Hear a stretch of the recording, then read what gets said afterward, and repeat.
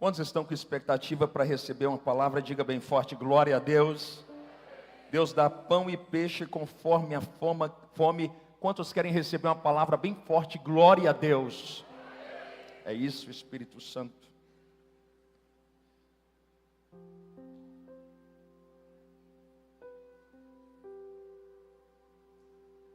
Quantos querem que o Jadson me ajude aqui? Diga amém. Meu Deus, está forte. É um clamor social. Me ajuda aqui. Coloca o texto bíblico.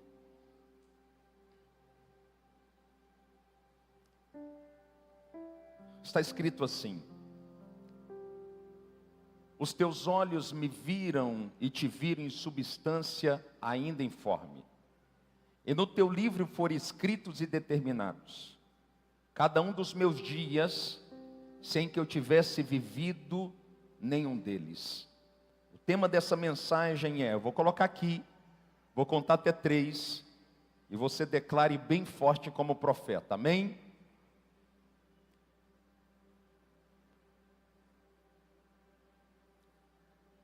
É 1, é 2, é 3.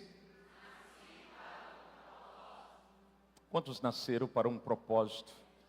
Glória a Deus. Estenda a sua mão para cá. Você é profeta, eu creio nisso. Você pode liberar uma palavra de bênção sobre mim?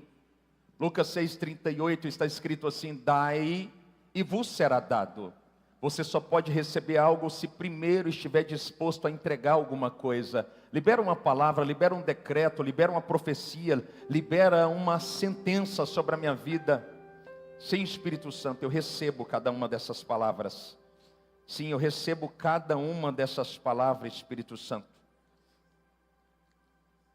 Paizinho querido, na autoridade do teu nome, cada palavra que vem de ti agora, que ela possa tocar o meu espírito. Tudo aquilo que não nasceu no teu coração, que é resultado do clamor da minha alma, que o Senhor nesse momento possa arrancar de dentro de mim. Que o Senhor possa liberar agora apenas aquilo que está no teu coração. Nós acreditamos que toda palavra que sai da boca do pastor certamente voltará vazia, mas toda palavra que sai da boca do Senhor não voltará para si vazia.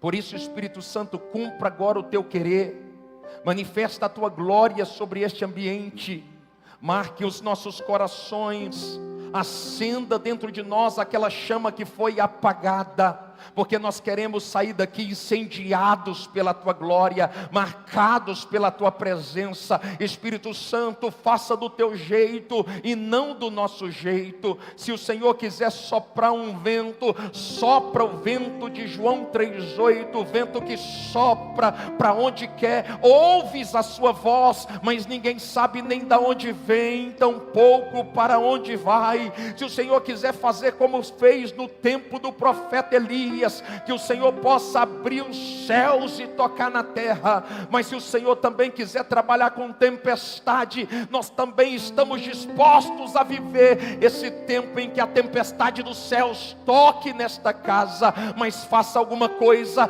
para que possamos ser marcados pela tua glória, incendiados pela tua presença, movidos pelo teu Espírito, porque nós temos um clamor na nossa alma que só pode ser suprido pela presença do teu Espírito, o bom amigo de Deus. Por isso manifesta, Espírito Santo, manifesta, Espírito Santo, manifesta, Espírito Santo, trabalhe dentro de nós. Levante as suas mãos e adore ao Senhor. Só quero a ti e nada mais. Só quem é adorador adore. Nada mais, nada além de ti. Só quero a ti. Quem pode, levante as mãos e declare. E nada mais, e nada mais, nada além de ti. Só quero a ti. E nada mais, e nada mais, nada além de ti, só quero a ti e nada mais,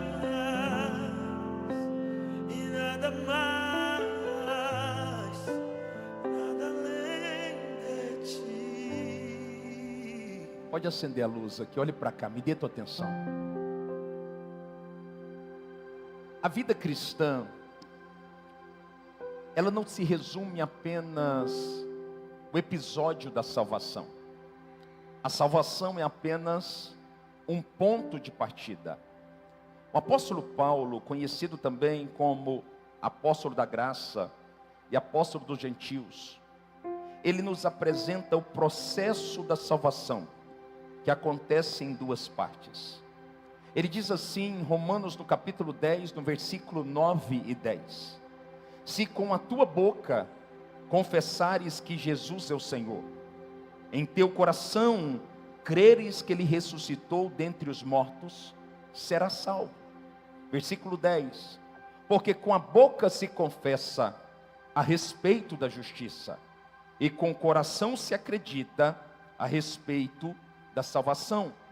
Paulo está dizendo assim: não adianta apenas confessar com os lábios, com a boca. É necessário confessar com a boca e confirmar com o coração. Quando eu confirmo com o coração, confessando com a boca, eu sou alcançado pela graça, eu sou alcançado pela salvação. A partir daí, Paulo agora nos aponta qual caminho deveremos trilhar, escrevendo agora aos Tessalonicenses, no capítulo 2, no versículo 6, ele diz assim: assim como, pois, recebestes a Cristo no momento da salvação como Senhor, assim também andai como Ele andou. Paulo está dizendo, após o episódio da salvação, você precisa agora exercer um relacionamento prático, manifestando ações de justiça e andando como Jesus andou. A Bíblia diz em João 1,14 que o Verbo se fez carne e habitou entre nós, cheio de graça e de verdade, e vimos a glória do Pai manifesta no seu único Filho. Jesus é o teu nome. Jesus, durante 3 anos e meio, Ele andou em retidão entre nós. A Bíblia diz em João 5,19 que o Filho faz o que vê o Pai fazer. E a partir de agora, eu e você precisamos andar sobre as pegadas de Jesus. Olhe para cá. Debaixo desse entendimento, nós compreendemos que dentro do andar, dentro da vida cristã prática, existem 3 etapas que todo cristão sabe, deve aprender para encontrar sentido na sua existência.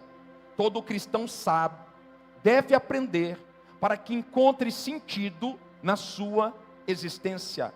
A primeira etapa que eu e você precisamos aprender, precisamos identificar o nosso chamado. Precisamos identificar o nosso chamado. A segunda etapa que precisamos descobrir a nossa vocação. E a terceira etapa que precisamos trilhar sobre ela, precisamos ativar o nosso propósito. Primeiro, eu preciso identificar o meu chamado. Segundo, eu preciso descobrir a minha vocação. E terceiro, eu preciso ativar o meu propósito. O que é chamado? Chamado é aquilo que eu fui chamado para ser. Dentro de uma mentalidade humana, nós nos preocupamos muito mais com fazer do que nos tornarmos aquilo que o Senhor nos chamou para ser. Chamado está conectado, não aquilo que eu faço, mas aquilo que eu me tornei em Cristo. Existem 2 tipos de chamados. O primeiro chamado é o chamado universal. Em Marcos 16:15 está escrito assim: ide por todo o mundo e pregai o evangelho a toda criatura. Marcos está trazendo clareza sobre esse assunto, dizendo que todos nós, independente da idade, fomos chamados para pregar o evangelho da parte de Deus. A palavra que pregar significa comunicar de forma que se fixe como se estivesse atravessando o outro lado. Eu e você precisamos bater até que o evangelho seja introduzido dentro de cada coração. Não existe aquela condição de dizer, eu não sei falar, até porque o evangelho só deve ser pregado com os lábios quando você não tem uma vida que consegue evidenciar a glória de Deus. Por isso, eu e você fomos chamados para pregar o evangelho. O segundo tipo de chamado é o chamado específico ou individual. Em Efésios, no capítulo 4, no versículo 11, está escrito assim: uns foram chamados para apóstolos, outros foram chamados para profetas, outros foram chamados para evangelistas, outros foram chamados para pastores, e outros foram chamados para mestres. Esses 5 ministérios são a coluna dorsal que sustentam o corpo de Cristo. Perceba que o apóstolo é responsável pela visão. Diga comigo, visão. Já o profeta, diferente do que imaginamos, ele não é responsável por dizer assim, eis que vos digo. Não. O profeta que exerce o profético bíblico é aquele que é responsável pelo discernimento do corpo. Ele é responsável por fazer as leituras dos tempos e das estações. Por isso que quando, como sacerdote da minha casa, eu sou levantado como profeta, eu sou também habilitado a carregar um discernimento para poder guiar a minha casa. Eu sou aquele que digo, é hora de se mudar, é hora de continuar aqui, é hora de avançar, é hora de recuar, porque o profeta é habilitado no discernimento. Outros foram chamados para evangelistas. O evangelista é aquele que é responsável pelo avivamento do corpo. Pastores são aqueles que são responsáveis pelo apacentamento. E mestre são aqueles que são levados ao ensino, à apresentação da doutrina. Cada um desses foram habilitados com um propósito específico. Agora olhe para mim. A Bíblia diz assim, muitos são chamados, mas poucos são escolhidos. Nem todos são apóstolos, nem todos são profetas, nem todos são evangelistas, nem todos são pastores e nem todos são mestres. Quando eu olho para Jeremias, o profeta, no capítulo 1, no versículo 5, está escrito assim, antes que fosse formado no ventre materno, eu te escolhi, e antes que saísse da madre, eu te consagrei, e te chamei profeta às nações. Jeremias foi chamado para exercer o ministério profético, e o ministério profético é um ministério tão grandioso, e nós não compreendemos isso, na maioria das vezes, lá em Jeremias 1:10, trazendo clareza sobre o peso do ministério profético, Jeremias diz assim, ponho-te neste dia sobre as nações e reino, para arrancares e derrubares, destruíres e arruinares, e também para edificares e plantares.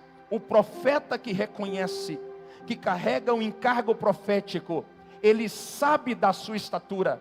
É por isso que quando Isaías, ele chega na presença do rei Ezequias, ele aponta o dedo para a cara do rei Ezequias, dizendo, põe a tua casa em ordem, porque morrerá e não viverás.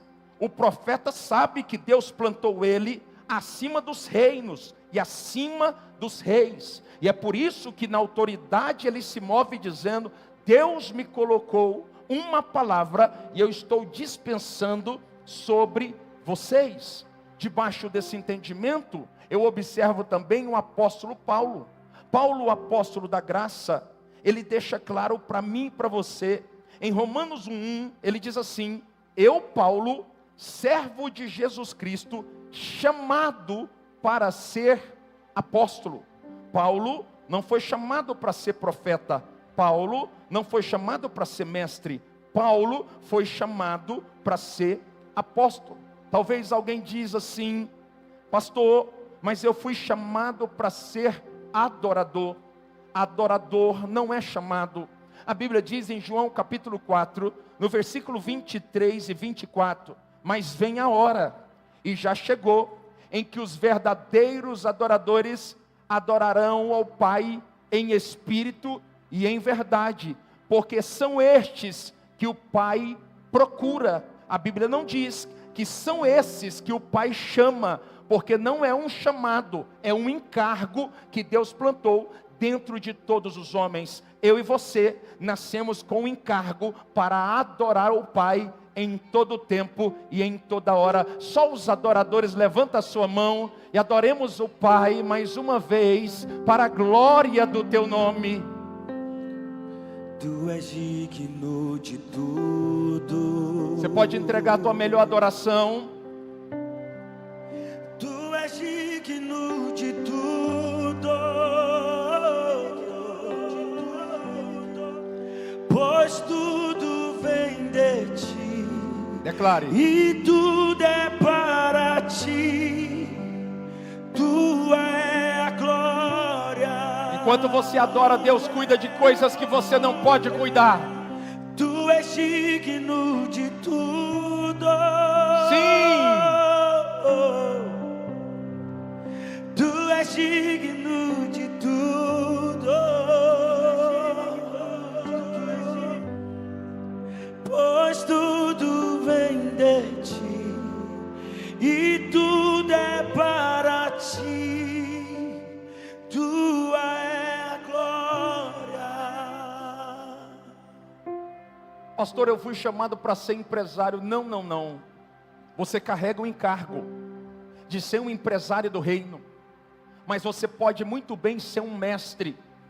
Talvez você não vá ensinar na igreja, mas se você carrega o encargo de mestre, o chamado de mestre, preste atenção, dentro da sua empresa, ensine sobre honra. Dentro da sua empresa, ensine sobre fé. Dentro da sua empresa, ensine sobre caráter. Dentro da sua empresa, ensine sobre hombridade. Talvez você nunca vai subir no altar para poder pregar o evangelho, mas você pode exercer o ensino dentro da plataforma que Deus te entregou, dentro da plataforma que o Senhor te confiou. Só os empresários do reino, bem forte, glória a Deus. Primeiro, eu preciso identificar o meu chamado. Segundo, eu preciso descobrir a minha vocação. A palavra vocação vem do grego. A palavra kaleo. Kaleo significa convocar. Mas eu gosto mesmo da raiz etimológica desta palavra no latim. No latim, essa palavra significa vocare, que nasce da palavra vocação. Vocare significa servir o meu chamado. A vocação é a ferramenta que Deus plantou dentro de mim para que eu possa cumprir o meu chamado. É uma habilidade natural. E olhe para cá, não existe ninguém aqui dentro, nem aqueles que vão me assistir ao longo dos dias, que não possui uma habilidade natural plantada por Deus. Por mais que você ache que esta habilidade é inútil, Deus vai usar esta habilidade natural para que Ele possa fazer você viver o seu vocare, para que Ele possa fazer você ser introduzida no seu chamado. A ciência divide a vocação em duas partes. A primeira parte, a natureza, e a segunda parte, a formação. Quando se fala sobre natureza, nós estamos falando de uma habilidade natural que alguém possui. Quando se fala sobre formação, nós estamos falando sobre uma habilidade que foi desenvolvida, aquela que é o resultado de entrega, aquela que é o resultado de dor, aquela que é o resultado de tempo investido, aquela que é o resultado de trabalho. Esta é a formação. quando olhamos para um garotinho chamado Mozart, ele nasce na Áustria no século XVIII. É interessante observar que Mozart, quando ele tinha entre 11 e 13 anos, ele já chamava atenção, porque ele começou a escrever, pasme você, obras que os músicos com 20 anos de experiência não conseguiam escrever. Ele se torna então um mestre da música clássica, e é considerado até hoje o maior músico da música clássica do mundo. Olhe para cá, Deus plantou um vocário dentro dele, e ele entendeu que esse vocário estava ligado diretamente ao seu propósito. Não negligencie aquilo que Deus plantou dentro de você. Não ignore essa aptidão que Deus plantou em você, porque Deus vai usar o seu vocário para poder fazer você viver o teu propósito. Deus precisa que você compreenda essa verdade. Quem está me entendendo, diga glória a Deus. A vocação está ligada à minha e à sua aptidão. Agora guarde o que eu vou dizer. Enquanto você não descobrir a sua vocação, você não estará habilitado para cumprir o seu chamado. É necessário descobrir a sua vocação, para que você seja habilitado para entrar dentro do chamado que você nasceu para cumprir. Terceiro, eu preciso ativar o meu propósito. O que é propósito, pastor? Propósito aponta para a missão. É um motivo de estarmos aqui na terra após a nossa conversão. Olhe para cá. Se não fosse o propósito, no momento que você disse, eu aceito, certamente você teria sido arrebatado. Mas existe algo maior, existe algo a mais, e este algo a mais é chamado de propósito. No texto base que lemos, no Salmo 139, no versículo 16, está escrito assim: antes que fosse formado no ventre materno, o salmista Davi está dizendo, quando você estava em estado fetal, os seus ossos ainda não tinham sido formados, Deus estava lá, e quando Ele estava lá, olhando para você, Ele estava determinando coisas poderosas acerca do seu futuro. Essas determinações são chamadas de propósito, aquilo que você e eu nascemos para poder cumprir, aquilo que eu e você nascemos para poder viver. Biblicamente, Deus revela o meu e o seu propósito através de duas formas. A primeira forma, Deus revela o propósito dos filhos através dos pais.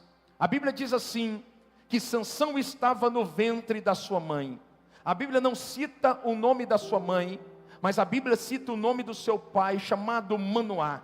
Quando de repente o anjo aparece, visitando esta família, e ele diz assim, que ele usaria Sansão, tornando dele um nazireu, e que este garoto seria um homem de Deus, que iria julgar como juiz a nação de Israel, e queria libertar a nação de Israel das mãos implacáveis dos filisteus. Perceba que muitas vezes Deus vai usar os pais com a responsabilidade de liberar o destino profético dos seus filhos. Quantos pais nós temos aqui? Levanta a sua mão. Preste atenção no que eu vou dizer. Você que é pai, você que é mãe, nós temos a responsabilidade de liberar o destino profético dos nossos filhos. A Bíblia diz que o anjo do Senhor, que representa aqui neste caso o próprio Senhor, ele visita os pais para poder entregar aos mesmos o destino profético do filho. Se eu e você não tivermos discernimento para poder liberar o futuro profético dos nossos filhos, talvez os nossos filhos não irão viver o propósito pelo qual nasceram para viver. Quem está me entendendo, diga glória a Deus. Segundo, o Senhor pode liberar através do Espírito Santo. Propósito fala de missão. Propósito fala de andarmos pelo caminho que o Senhor escolheu para nós. No Salmo 25, no versículo 12, está escrito assim: qual é o homem que teme ao Senhor? Este receberá instrução acerca do caminho que deve escolher. Caminho aqui está atrelado a propósito. Nós nunca vimos nem assistimos uma geração tão perdida como a geração do século presente. Nós nunca percebemos uma geração que não sabe nem de onde vem, tampouco para onde vai, como a geração do século 21. A Bíblia está dizendo que eu vou ativar o meu propósito através do temor que eu carrego para com Deus. Coloca a mão no seu coração, declare bem forte comigo: Senhor Jesus, traga de volta o temor que outrora eu carregava. A chave para ativar o propósito é o temor. Temor não fala de estarmos no domingo na igreja. Temor não fala de termos uma carteirinha como membro de alguma comunidade de fé. Temor está falando sobre estado de prostração por dentro. Quando eu e você nos prostramos diante de Deus, aonde só o Espírito visita, nós manifestamos temor para com Ele. É tempo de manifestarmos temor, para que o Senhor nos acredite uma direção certa. Homens de direção são homens de propósito. Mulheres de direção são mulheres de propósito. O que o Espírito de Deus está dizendo é: quando eu manifesto temor para com Deus, Deus me habilita para que eu ande no caminho pelo qual Ele tem para mim. Olhe para mim. Por que essa geração está tão perdida? Porque somos uma geração que se move dentro da igreja, uma geração que adora dentro da igreja, uma geração que proclama dentro da igreja, uma geração que levanta as mãos dentro da igreja, mas que não compreendeu a sentença do profeta Isaías. Em Isaías 29:13 está escrito assim: este povo me adora com os lábios, mas o coração está diante de mim. Ele está dizendo: o povo me adora com a boca, mas eles não conseguem confirmar com o coração aquilo que estão manifestando com os lábios. O que o Espírito está dizendo é: eu preciso voltar a temer a Deus, para que Ele volte a falar comigo e me aponte a direção, qual o caminho eu devo percorrer. Pastor, por que eu preciso confiar em Deus? Porque Ele é o alfa, Ele é o começo, mas também é o ômega, Ele é o final, e Ele está no final da sua história. Por isso eu quero liberar uma palavra sobre você. É tempo de voltarmos a temer a Deus, para que Ele possa nos apontar qual é o caminho que devemos percorrer. Levante as suas mãos, adore ao Senhor. Te exaltamos. Alguém está aqui me ouvindo? Declare: te exaltamos.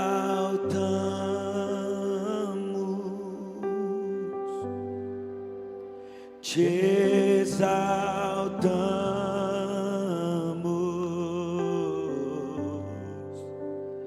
Ó Senhor,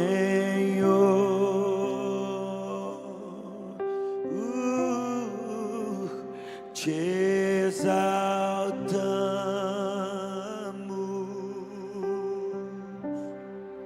te exaltamos,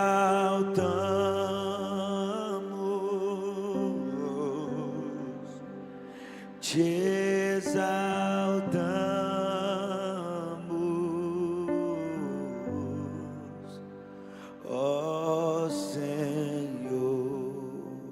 Olhe para cá.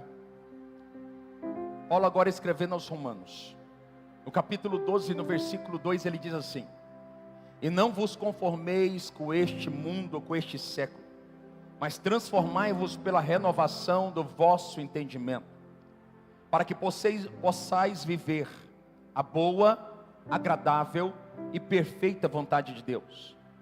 Existe uma vontade que é boa, perfeita e agradável, e esta vontade é chamada de propósito, o motivo da sua existência, aquilo que você nasceu para viver. Mas você não pode viver o seu propósito sem permitir que o Espírito de Deus provoque uma metanoia dentro de você. Pastor, o que é metanoia? É mudança de mentalidade. Deixa eu dizer algo para você: o que te trouxe até aqui não te leva ao teu propósito. Vou repetir: o que te trouxe até aqui não te leva a viver o teu propósito.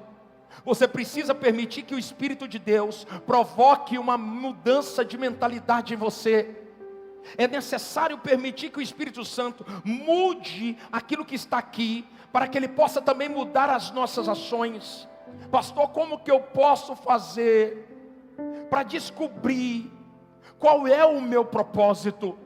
Paulo, escrevendo agora aos Filipenses, no capítulo 2, no versículo 13, ele diz assim: é Deus, olha a expressão, não é a igreja, não é o pastor, não é o sacerdote, mas é Deus que opera dentro de vocês, tanto o querer quanto realizar. O que Deus plantou dentro de você, quando você estava no ventre da tua mãe, ninguém pode arrancar. Sabe aquele desejo que você tem no início do ano, e que não suporta a pressão de um semestre e desaparece? Isso não está ligado ao teu propósito. Sabe aquela vontade que começa na segunda, mas na quarta, após um não, ela desaparece? Isso não está ligado ao teu destino profético. O que está ligado ao teu propósito é aquilo que Ele plantou dentro de você, e que por mais que você queira, não consegue ser arrancado de dentro de você. Você começa o dia, está lá dentro. Você termina o dia, continua lá dentro. Você começa o ano, está dentro de você. Você termina o ano, não sai de dentro de você. Isso é chamado de propósito. Por mais que você diga para mim, eu não sei, eu posso vos garantir, você sabe bem aquilo que você nasceu para cumprir. Mas a verdade tem que ser dita: para viver o meu propósito, eu vou aprender a perder, e eu não quero perder. Porque os planos que eu fiz, os planos que eu estabeleci, são maiores do que os planos de Deus. Não. Os planos que Deus estabeleceu, conectado ao teu propósito, são maiores do que o teu. Me mostra na Bíblia, eu te mostro. Isaías 55, no versículo 7, ele diz assim: porque os meus pensamentos não são os seus pensamentos. Ele está falando sobre propósito.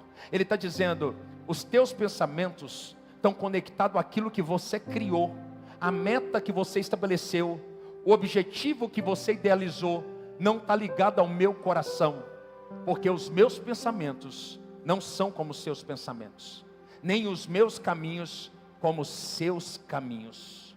Quando você decide viver o propósito de Deus, se manifesta o versículo 8: assim como os céus são maiores do que a terra, os meus pensamentos são mais altos do que os seus pensamentos, e os meus caminhos mais alto do que os seus caminhos. O que ele está dizendo é: a tua vontade não se compara à minha, o teu querer não se compara ao meu. O que eu determinei sobre você quando você estava no ventre da tua mãe vai te fazer sorrir. O que eu determinei sobre você vai tornar você um ser humano realizado, vai tornar você alguém que vai olhar para a circunstância e vai bater no peito dizendo: obrigado, porque eu decidi confiar na tua vontade em detrimento da minha vontade. Só quem está me entendendo, diga bem forte: glória a Deus. Há um propósito pelo qual o Espírito Santo quer te habilitar e me habilitar para vivermos. Há uma razão de estarmos aqui, após eu e você declararmos que aceitamos a Ele como Senhor e Salvador. Pastor, o que eu faço depois que eu entendi o meu propósito? Paulo, agora escrevendo aos Romanos, no capítulo 8, no versículo 19, Paulo diz assim: a criação aguarda com ardente expectativa a manifestação dos filhos de Deus. Olhe para cá: os filhos que irão se manifestar são os filhos que foram ativados no seu propósito. Você não pode ser uma resposta ao clamor dessa cidade. Você não pode ser uma resposta ao clamor da tua família. Você não pode ser uma resposta ao clamor desta igreja. Você não pode ser uma resposta ao clamor da tua empresa. Você não pode ser uma resposta ao clamor do teu condomínio, enquanto você não for habilitado no seu propósito. Existe uma multidão de gente morrendo. Existe uma multidão de pessoas chorando. Deus precisa usar você de forma emergencial, mas para isso você precisa ser habilitado no seu propósito. Eu estou caminhando para o final, preste atenção. 3 formas de manifestar resposta ao clamor de alguém. Número 1, ao invés de julgar as pessoas à sua volta, decida amá-las.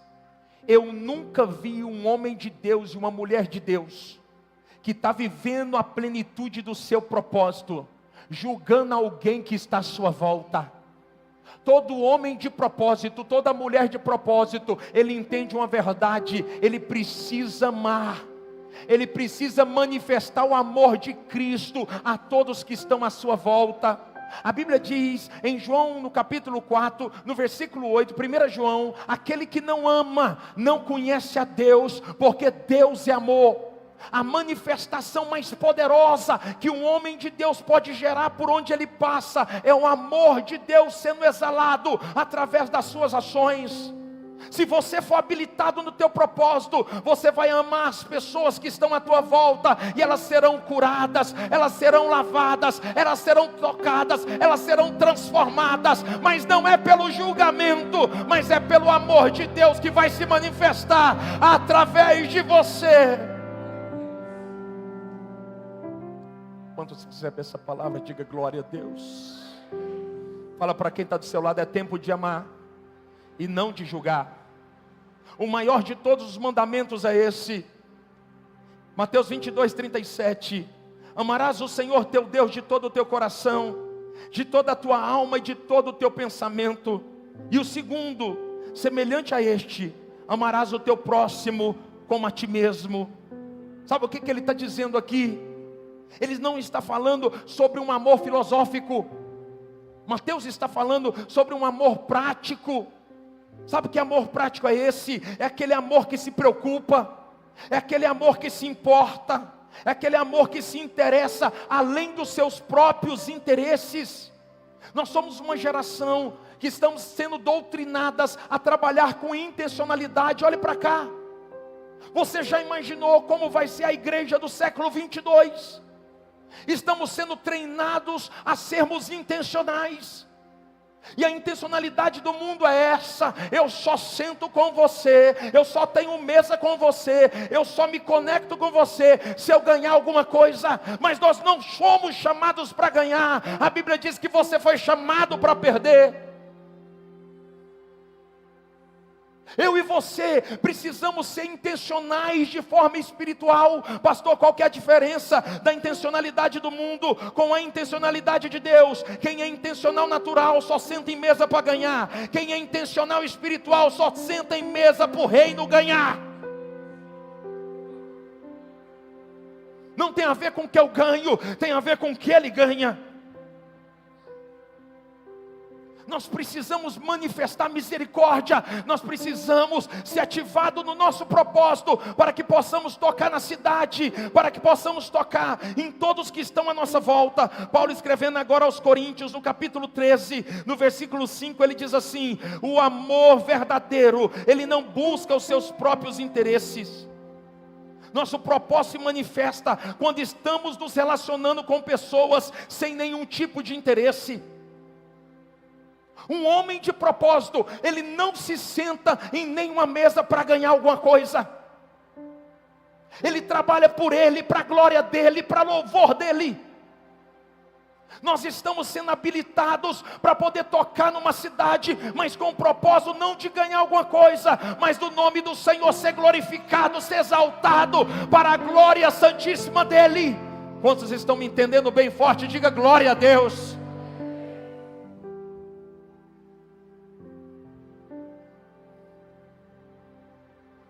Segundo, Invista tempo e atenção com aqueles que o Senhor colocou no seu caminho. Sabe, nossa geração é conhecida como uma geração acelerada, talvez a mais acelerada das últimas décadas. Uma das frases mais faladas hoje é: eu não tenho tempo. Quantos já ouviram essa frase? É comum você chegar em alguém que diz assim: eu não tenho tempo. A bem da verdade é que a nossa vida é feita de tempo. A Bíblia diz em Eclesiastes 3:1 que há tempo determinado para todo o propósito debaixo dos céus. Mas aprenda uma verdade: não é que você não tem tempo. Gerencie o seu tempo. Você não está sem tempo e nem sobrecarregado, e sim desorganizado demais para viver o seu propósito e tocar em alguém. Fala assim comigo: fala, Deus. Você não está sem tempo, você está desorganizado. Deixa eu dizer algo aqui, eu quero ser profeta. Todas as vezes que você gastar o seu tempo com alguém que não pode te devolver nada em troca, vai se cumprir Joel 2:25. O Deus do tempo vai remir o tempo da tua vida.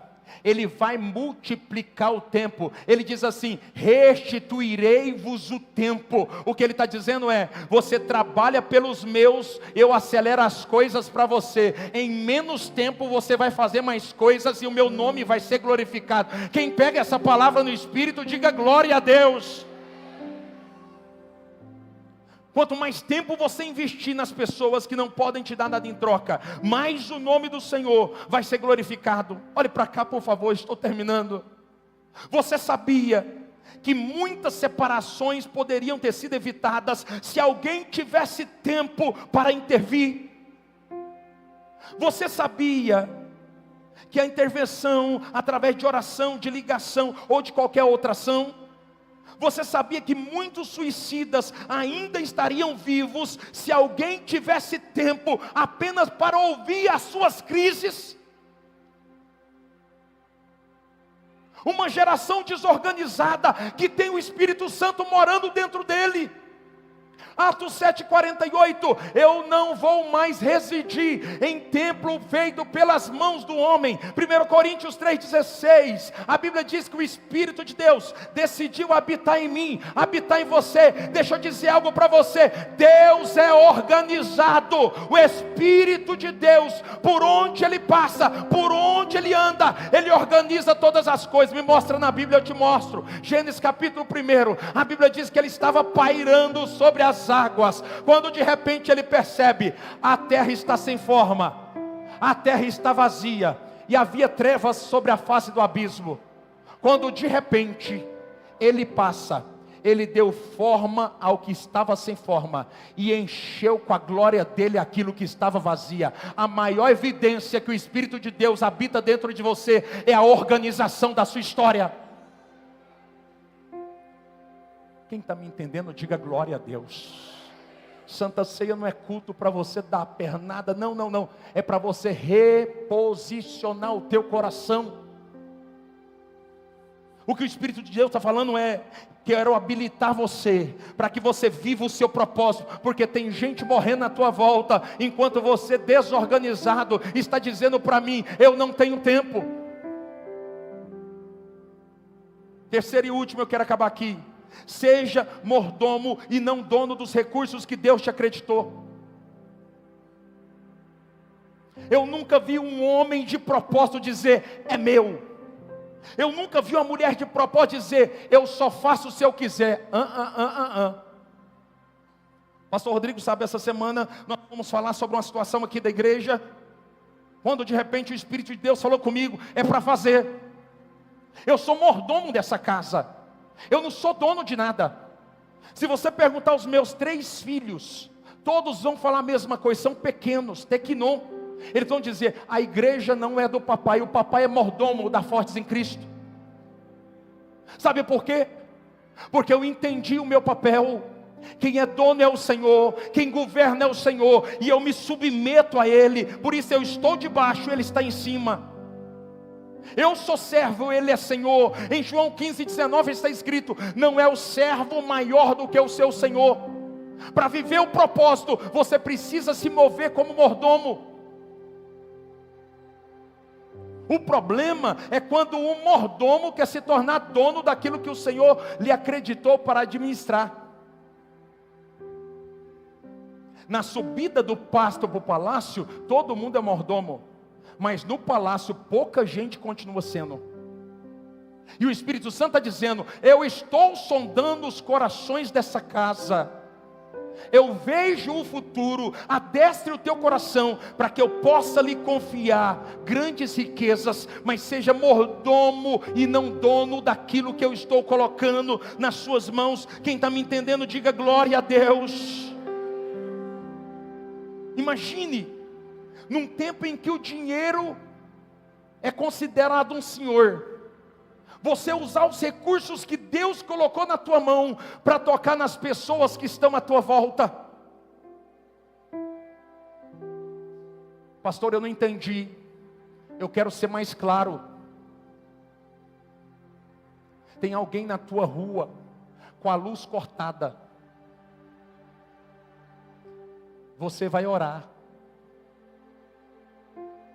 Quando você é mordomo e pode, você vai pagar, e sem falar uma palavra, você está pregando o evangelho para a glória de Deus. Alguém está precisando de uma cesta. Eu vou ligar para a igreja, porque lá na igreja tem cesta. Não. Se Deus mostrou para você, quem tem que resolver a parada é você. Se Deus incomodou você, você é a resposta do clamor dessa pessoa.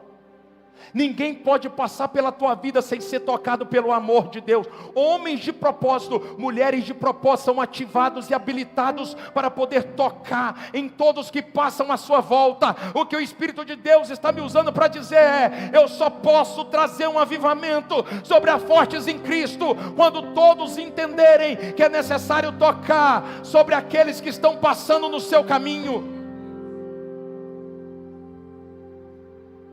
Às vezes tem alguém da tua conexão passando dificuldade, e você podendo ajudar, você diz assim: vamos orar.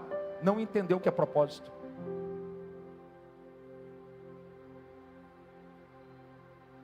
Quando o pastor Rodrigo me falou sobre uma situação semana passada, eu fiz isso, não tenho vergonha. Eu fui orar. Eu estava no meio da oração, o Espírito Santo falou assim: pode parar que eu não estou recebendo essa oração. Você disse que o recurso da Fortes em Cristo é meu. Você está orando por quê? É para pagar, não é para orar. Tem hora que não é hora de orar. Tem hora que é hora de investir nas pessoas que passam pelo teu caminho. Sabe por que as pessoas não acreditam mais no Evangelho como poder de Deus? Porque a gente está se tornando filosófico.